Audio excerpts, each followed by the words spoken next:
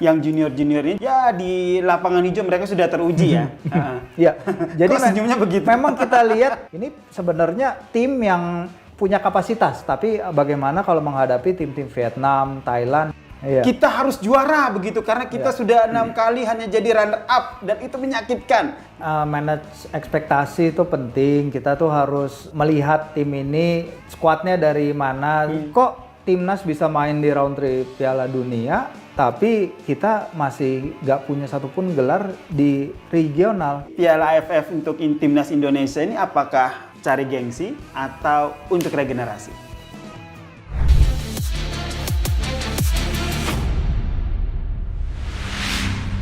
Halo Sobat Kompas TV, apa kabar? Senang sekali saya Yasir Nainama bisa menyapa Sahabat Kompas TV semua dalam acara Sportcast. Boleh tepuk tangannya. Ada 20.000 orang yang menyaksikan Sportcast kali ini. Dan episode kali ini udah tahu dong, lihat nih, saya udah pakai jersey Timnas. Jadi kita akan ngomongin soal bagaimana masa depan Timnas. Wih, berat banget ya. Berat sekali. Ada bintang tamu hari ini, narasumber kita yang sudah berpengalaman, yang sudah tahu banget nih bagaimana sepak terjang dari timnas kita. Saya perkenalkan ini Bang Firji, pengamat sepak bola dari Kompas.com. Ya, halo, apa kabar? Gimana Bang? Terima kasih sehat undangannya. Ya? Terima kasih sudah hadir di sini gitu. Nah, yang kita obrolin tidak hanya bukan soal bagaimana persiapan Indonesia untuk Piala Dunia. Karena kemarin tuh heboh banget, apalagi kita menutupnya dengan manis di tahun ini dengan kemenangan Indonesia atas Arab Saudi. Tapi yang juga jadi sorotan adalah Piala AFF 2024. Ya, kemarin tuh yang bikin akhirnya jadi obrolan adalah PSSI ini. Koreksi kalau salah ya Mas Firzi. PSSI bilang bahwa kita akan memberikan yang terbaik gitu. Terus itu dikomentarin nih sama banyak pengamat gitu. Mungkin Mas Firzi juga berpendapat yang sama ya. Kok komentarnya kayak gitu? Kok komentarnya nggak kita harus juara begitu karena kita sudah 6 kali hanya jadi runner up dan itu menyakitkan. Nah, langsung saja ke Mas Firzi. Jadi Piala AFF untuk timnas Indonesia ini apakah pertarungan gengsi atau ya fokus untuk regenerasi? Iya, karena inilah yang terjadi kalau emang kita mengakselerasi program timnas ya. Dalam artian bahwa tim sekelas Vietnam, Thailand itu pasti mereka melewati step Piala AFF dulu, SEA Games dulu, baru kemudian naik ke level World Cup Qualification di mana mereka kesulitan. Ternyata dengan program akselerasi yang diadakan oleh federasi, kita mendapatkan pemain-pemain diaspora yang sangat luar biasa sekali dalam membantu timnas. Mereka memberikan kualitas yang epic lah, bisa dibilang di level ini. Jadi memang di saat ini kita melihat bahwa timnas ini yang sekarang ini bagus buat regenerasi, gak ada yang deny. Karena pemain kita sekarang itu kita bawa majority under 22, pemain paling senior adalah Asnawi 25 tahun, Arhan juga 22 tahun plus. Kita mencoba pemain layer kayak Arkan Kakak, kita kayak Arkan Fikri, Ferrari di belakang, para penjaga gawang kita Cahya, Dava. Ini sebenarnya tim yang memang punya kapasitas gitu. Tapi ya kita akan lihat tim ini punya kapasitas, tapi bagaimana kalau menghadapi tim-tim Vietnam, Thailand. Yang Thailand mereka bawa mix ya pemainnya antara pemain senior, pemain junior. Ya kita lihat memberikan yang terbaik. Jadi menurut Bung Firzi sendiri ini tidak hanya untuk regenerasi karena mayoritas komposisinya lebih banyak pemain junior ketimbang senior, tapi memang yang junior-junior ini juga memang sudah punya di lapangan hijau mereka sudah teruji ya. Jadi senyumnya begitu. Memang kita lihat di sini ada dua cara pandang sebenarnya dan ini sama-sama benar aja bagaimana kok timnas itu kan muaranya paling tinggi adalah timnas senior dong pasti. Semua yang dilakukan oleh timnas kategori usia umur hingga U23 itu adalah untuk mencari pemain-pemain terbaik, menseleksi pemain-pemain terbaik untuk menuju timnas senior. Itu benar.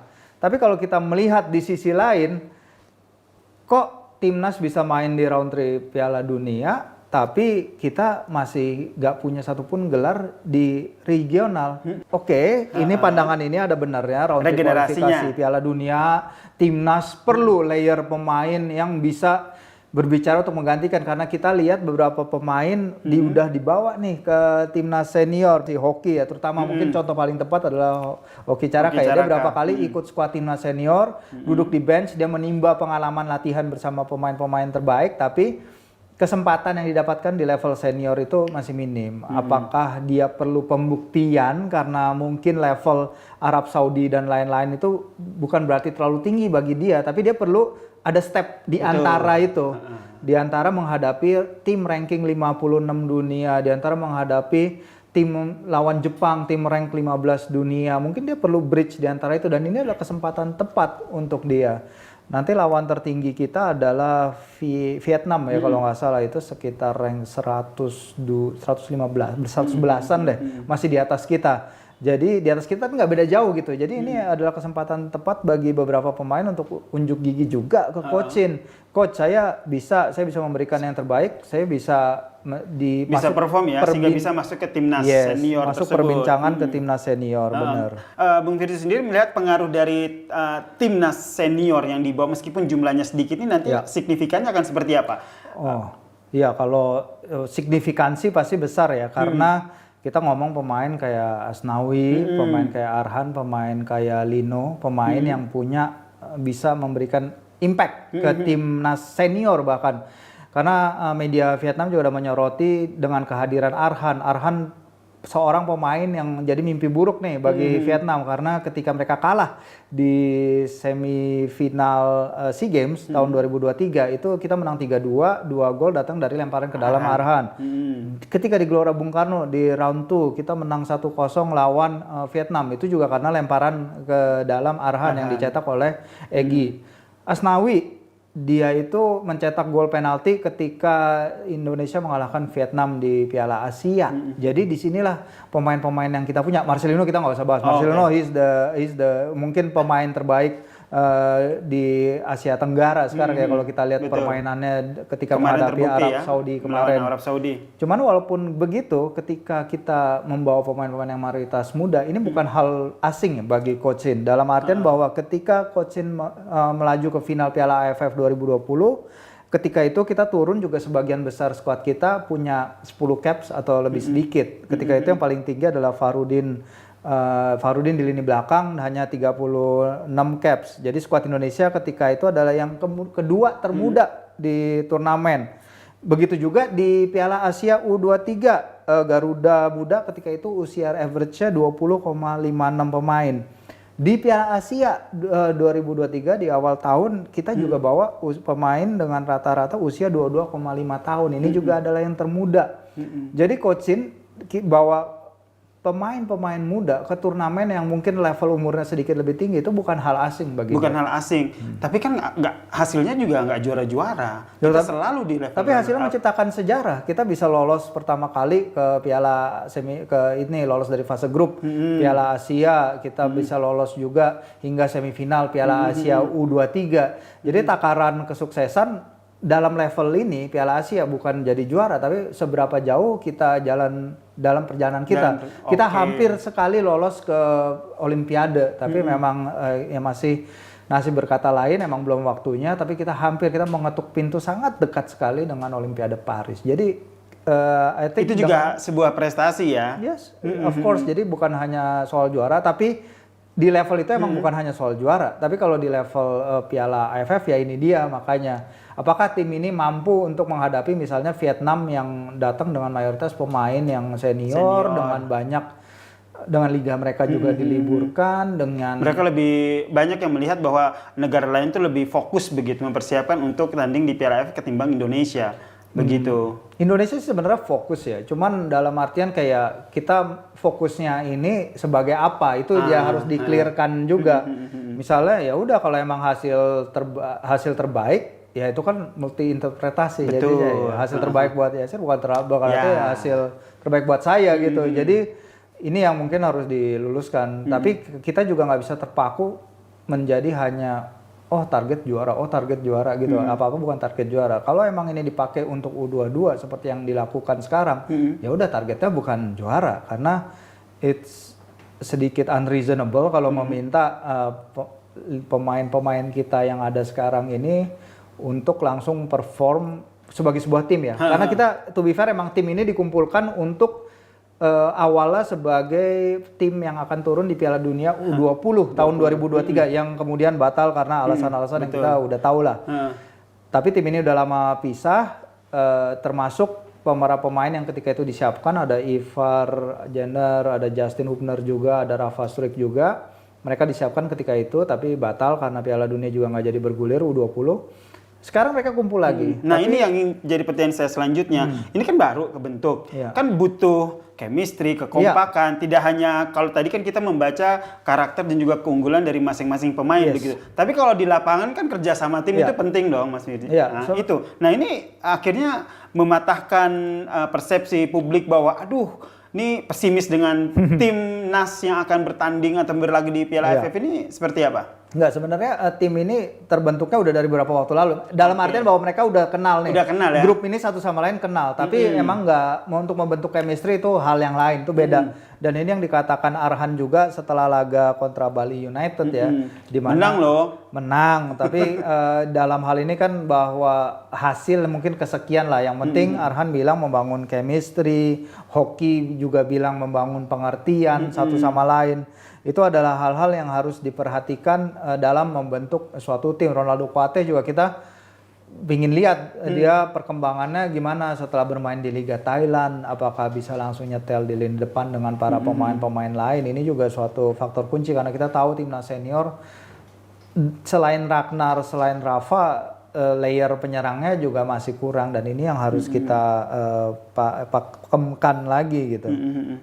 Ini terlupa kalau kita lihat ini kan untuk penyaing pemerang, kalau di depan kan biasanya ada Struijk dan juga Hoki ya. Nah iya. Nah itu yang juga nanti akan dipakai. Tapi kalau kita lihat Rafael di level U23 dia bisa memberikan impact yang lebih di depan gawang ketimbang di level senior yang kita harus akui dia masih kesulitan walaupun kemarin dia mencetak gol juga ya.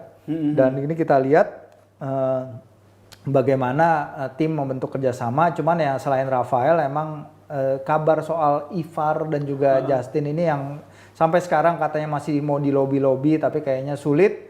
Nah ini yang kita harus lihat bagaimana tanpa kehadiran dua pemain itu dalam membentuk suatu fondasi bagi tim. Tim untuk Piala AFF ini ya. Iya, Oke, tadi kita ngomongin soal pemain senior ya, memang komposisinya tidak terlalu banyak. Nah, sekarang yang menjadi salah satu fokus kan regenerasi. Nah, kita bahas dikit nih soal line up pemain junior yang maksudnya ya pemain junior, pemain timnas di kalangan usia begitu. Siapa aja rising star yang menurut Bung Riz ini kedepannya nih mereka yang akan mencetak bisa jadi cetak sejarah di pertandingan AFF ini.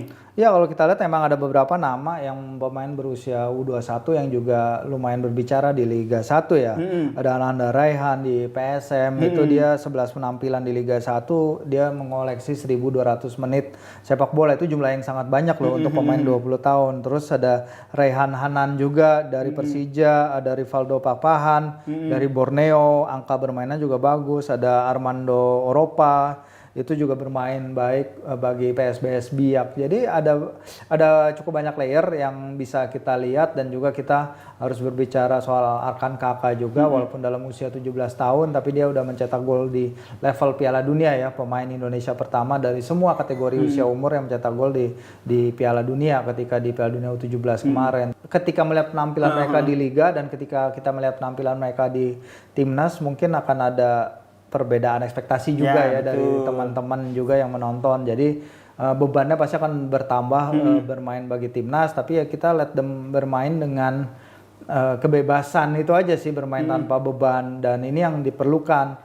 Sebenarnya mengukur diri mereka itu menghadapi Vietnam yang kabarnya juga kayaknya menurunkan tim terkuat yang mereka bisa turunkan, walaupun ada beberapa pemain kunci termasuk kapten utama mereka yang nggak bisa turun gitu, tapi kabarnya setelah fase grup juga penyerang naturalisasi mereka asal Brazil itu juga akan bergabung dengan tim, dan di sini kita perlu lihat bagaimana kedewasaan Ferrari terutama di lini belakang, Donitri terutama di sektor back sayap yang biasa jadi andalan, Kadek Arel juga. Nanti Arhan Asnawi juga mereka tetap di Ya, back belakang Arhan tetap. Asnawi itu hampir pasti juga jadi starter. Memang kita lihat Arhan struggling dengan jumlah menit bermainnya ya di level klub dalam setahun 2 tahun terakhir. Sementara Asnawi kebalikannya, dia di Port FC jadi andalan. Dia menorehkan banyak menit bermain, dia berkontribusi ketika Port lawan Persib dalam 2 pertandingan itu, sehingga memang kedewasaan permainan itu yang diharapkan disalurkan Asnawi dan Arhan juga ke para pemain layer di bawahnya. Berarti tim yang terbentuk kali ini untuk Piala AFF 2024 ini perdana akan bertanding Dalam di atmosfer atmosfer kompetisi. Iya. Ini pertanyaannya adalah seperti apa Coach Sintayong meramu pemain tersebut sehingga bisa meyakinkan pencinta bola tanah air bahwa tim ini nih oke loh untuk yang AFF 2024 begitu. Sebenarnya ya untuk menjawab hal itu ya harus dari Di pertandingan, penampilan. betul. Gak ada lain dan gak ada bukan. Mau janji seperti apa pas sebelum pertandingan, mau dia Setuju. masih janji nggak masalah, janji Dan kayak itu bakal lolos dan benar-benar. lain-lain. Tapi ya ketika di lapangan semua akan berbicara bagaimana para pemain tektokan satu sama lain, kerjasama mereka, chemistry mereka, apa yang bisa mereka lakukan bahu membahu, fighting spirit mereka terutama, karena fighting spirit sangat perlu sekali di level Asia Tenggara ini, dan dengan karakter tim-tim yang kita punya di grup juga. Jadi memang ya kita harapin kalau ujung-ujungnya persaingan antara mungkin 3-4 tim kayak biasa ya, kita Thailand, Vietnam, mungkin juga Singapura, bisa jadi ya kita penilaiannya ada di laga-laga itu, bukan melawan Laos, bukan melawan Filipina. Jadi memang ya kita lihat nih seperti apa performa mereka di pertandingan pertama Myanmar ya. Ya, Myanmar Begitu. Nah, betul. kalau dari menurut Bung Firdy sendiri nanti STY kombinasi ataupun strateginya seperti apa? Apakah formasinya tetap 3-4-3 akan sama atau lebih karena pengen regenerasi nih, jadi posisi-posisi strategis udah deh junior aja yang maju. Ya seharusnya sih ada kombinasi keduanya ya. Pasti untuk regenerasi penting karena kita lihat coaching juga biasa pakai 3-4-3, tapi kalau di Piala AFF 2020 kalau kita ingat dia juga pakai hybrid ya, kadang waktu itu Elkan Bagot atau beberapa pemain lain tiba-tiba bisa berubah dari 3 back jadi 4 back.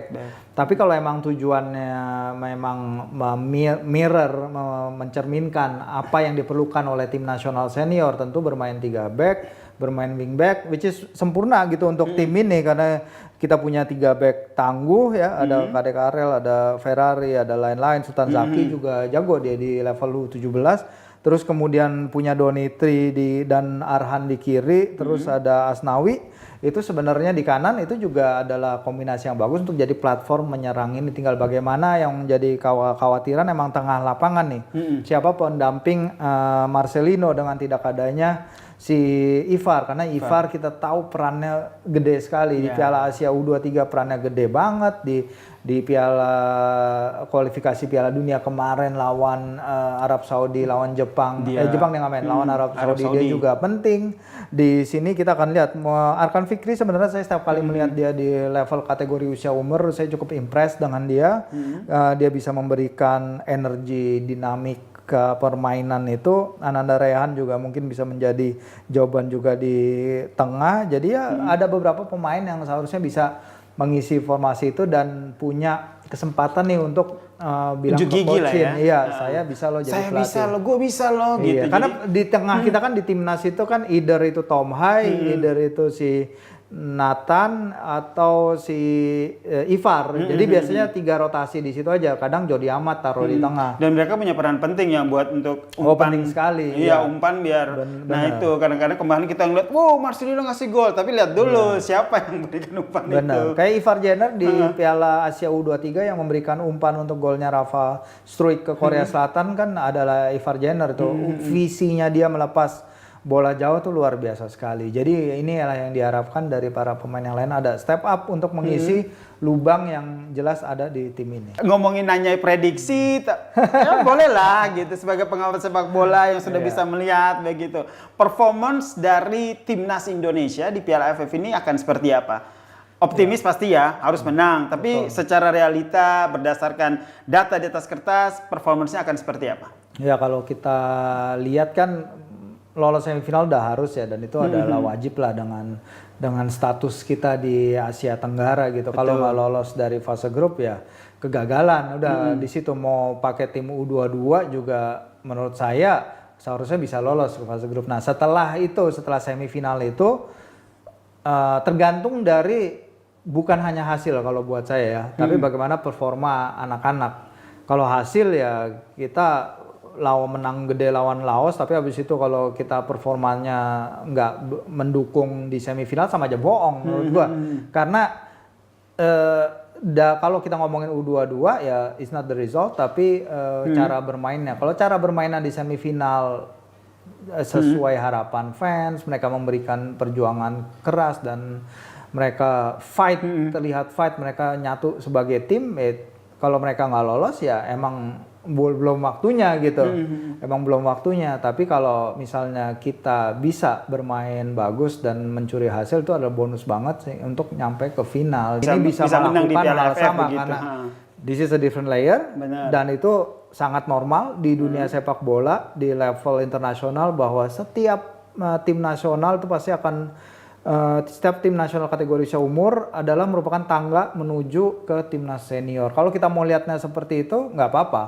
Tapi itu dilakukan PSSI, karena kalau mereka mau juara ya pemain-pemain terbaik Liga 1 dibawa, dimasukin Liga 1, diliburin, fix udah cut. Itu juara, kita menargetkan juara, it's okay. Tapi kalau kita sekarang menyiapkan tim untuk coachin punya layer lebih di tim nasional senior, karena kita lihat di beberapa pertandingan ada momen-momen di mana mungkin ada pergantian yang dia harus lakukan, tapi dia jarang lakukan itu. Karena emang mungkin karena dia ngelihat levelnya, dia nggak ketemu nih level jaraknya antara Arab Saudi dan Vietnam itu kan kejauhan. Jadi ya mungkin sekarang adalah kesempatan tepat untuk pemain-pemain itu menapak anak tangga itu menuju ke timnas senior. Sehingga line up pemain timnas Indonesia untuk senior, timnas Indonesia beneran ini juga lebih banyak ya untuk pemilihan-pemilihan dipakai oleh Coach Sintayong. Betul, menciptakan layer untuk timnas senior itu adalah ya suatu hal yang sangat baik sekali sih. Ya, artinya mikir untuk jangka panjang. Iya, nggak masalah. Tapi kalau mereka mikir ini untuk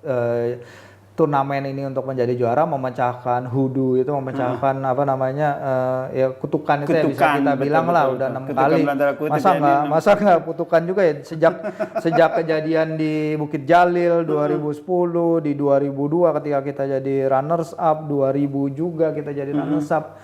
Ada sesuatu hal yang masih nyangkut aja sih kalau saya bilang sih. Ya pribadi tentu inginnya PSSI sebenarnya melihat turnamen ini sebagai turnamen yang dimana kita sekali lagi bisa memecahkan rekor itu yang selama ini belum pernah kita lakukan. Menunjukkan gengsi timnas Indonesia ya, gitu ya. Apalagi di kawasan. Tapi kalau ternyata emang dipakainya untuk mewujudkan mimpi lebih besar, yaitu kita menemukan pemain-pemain timnas seniornya yang lebih matang, mematangkan pemain-pemain, karena sebenarnya deket loh jaraknya loh. Desember, Januari, turnamen selesai Januari, 2 bulan kemudian udah Maret gitu. Kan? Jadi feel good factor dari bermain bagus di Piala AFF ini pasti akan berlanjut ke Piala Dunia Senior, dan menurut saya itu juga nggak apa-apa kalau emang pingin seperti itu. Oke. Jadi dari obrolan kita saya kembalikan, saya ingin menanyakan hal yang sama.